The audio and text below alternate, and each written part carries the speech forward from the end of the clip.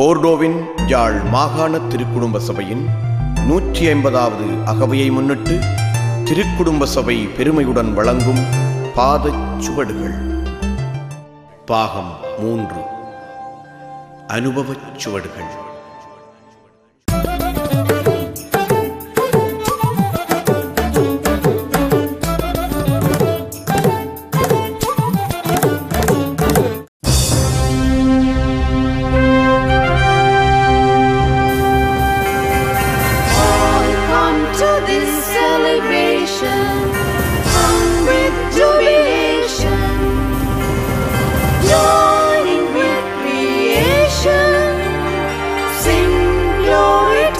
Bye.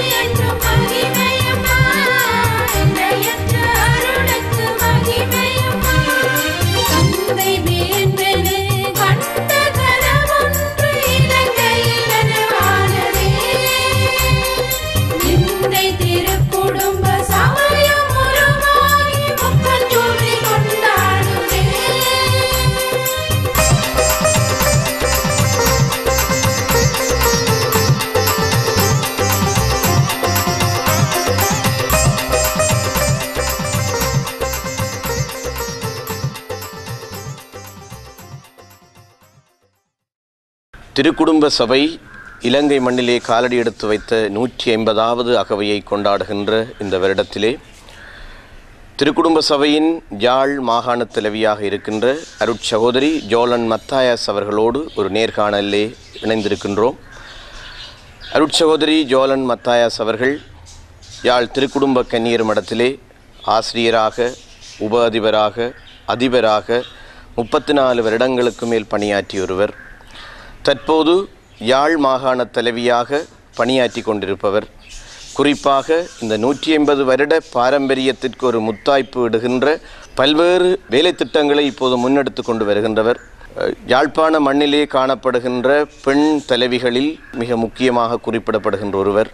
எனவே இன்றைய நேர்காணலிலே திருக்குடும்ப சபையினுடைய செயற்பாடுகள் தொடர்பாகவும், அதனுடைய நிர்வாக கட்டமைப்பு தொடர்பாகவும், அதை எதிர்நோக்குகின்ற சவால்கள் தொடர்பாகவும் அருட்சகோதரி அவர்களோடு நாங்கள் பகிர்ந்து கொள்ள இருக்கின்றோம். வணக்கம் அருட்சகோதரி அவர்களே. வணக்கம்.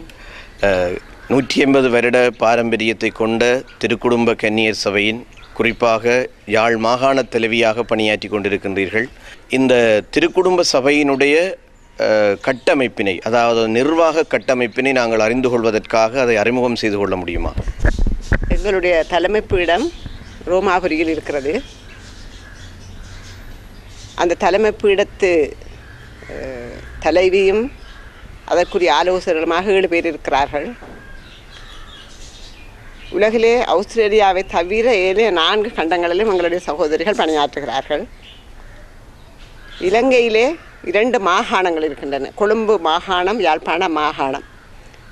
அங்கு ஒரு நிர்வாக கட்டமைப்பும் யாழ்ப்பாணத்திலே ஒன்றும் இருக்கின்றது.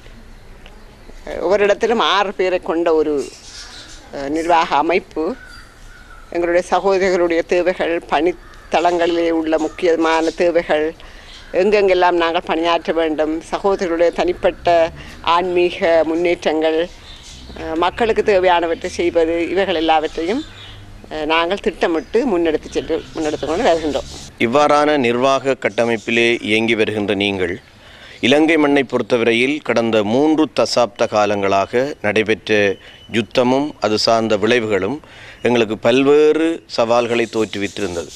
இன்று யுத்தத்துக்கு பின்னான காலகட்டத்திலே திருக்குடும்ப சபை எதிர்நோக்குகின்ற சவால்களை எங்களுக்கு கூற முடியுமா?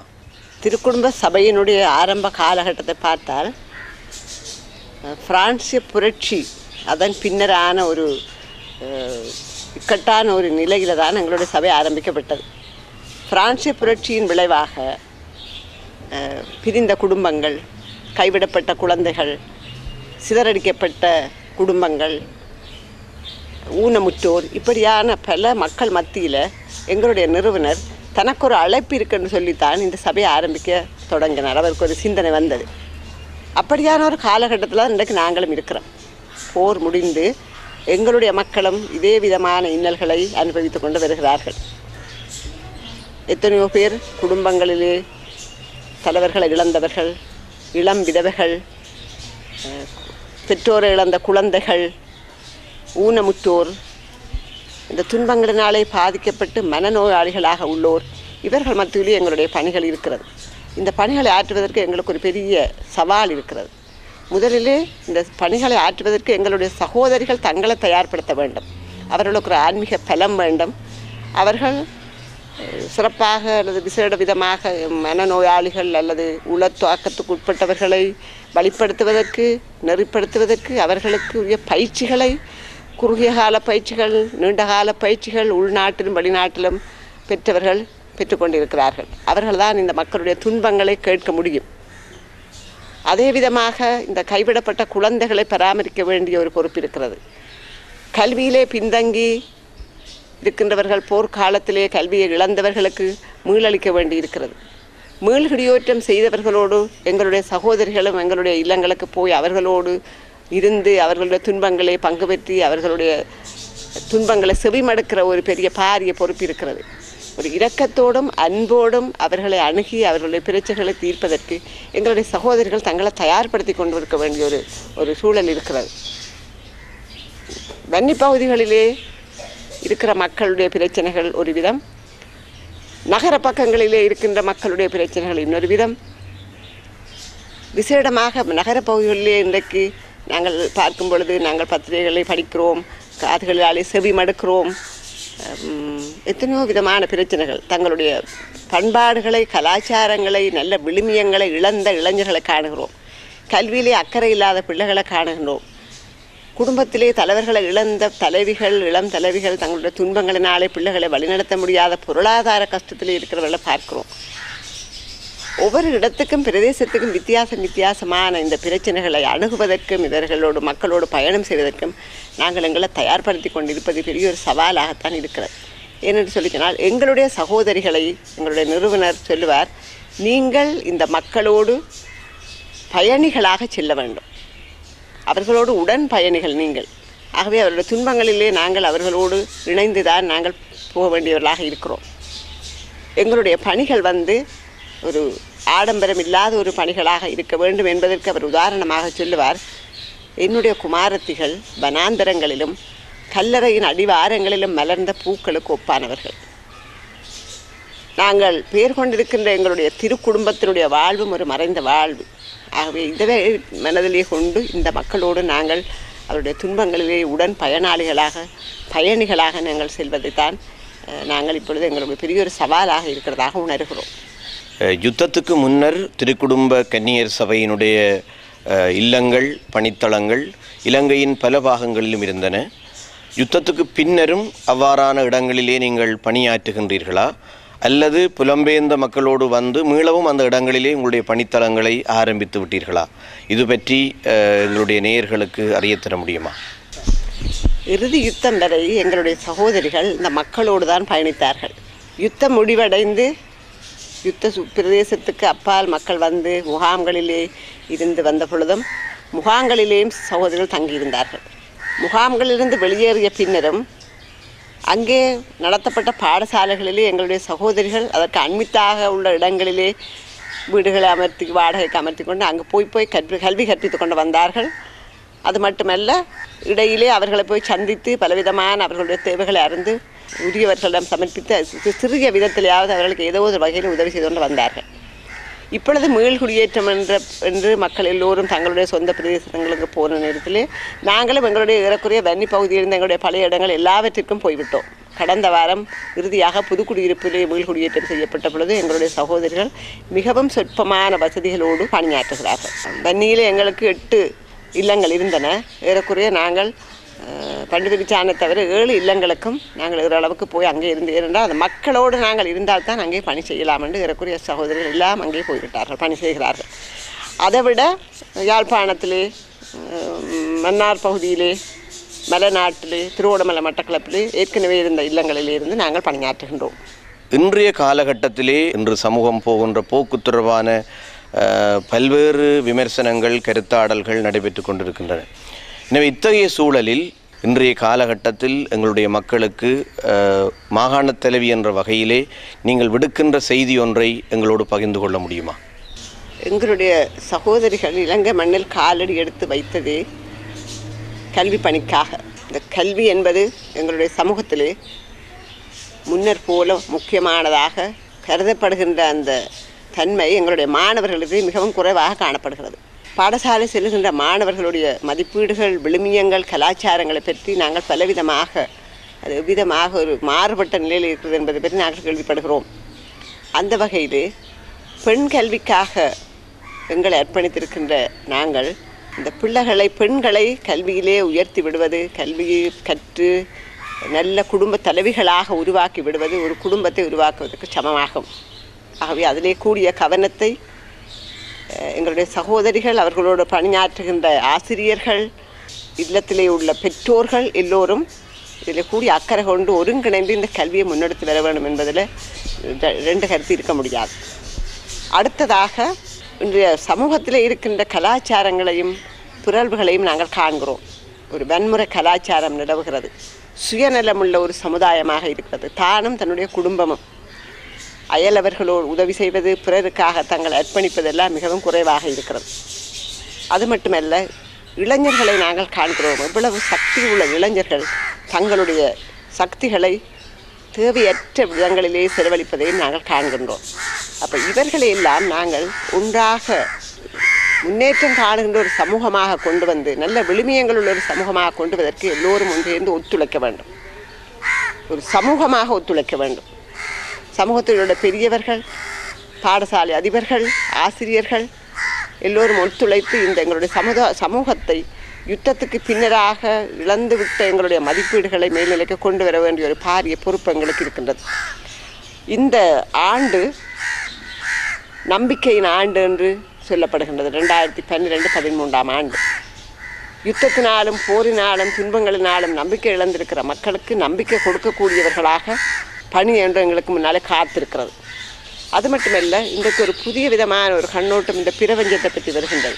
இந்த பிரபஞ்சத்தை நாங்கள் அன்பு செய்ய வேண்டும். அதில் உள்ள வியத்தகு செயல்களை நாங்கள் பார்த்து இறைவனை புகழ வேண்டும். இந்த பிரபஞ்சத்துக்கு நாங்கள் இழைக்கின்ற கெடுதிகள் தான் இன்றைக்கு எங்களுடைய பலவிதமான இயற்கை அனர்த்தங்களுக்கும் காரணமாக இருக்கிறது என்பதையும் எங்களுடைய சமூகம் உணர வேண்டும். இதிலேயும் ஒரு புதிய கண்ணோட்டம் எங்களுடைய சமூகத்துக்கு விழிப்புணர்வை கொடுக்கின்ற ஒரு கடமை ஒன்றும்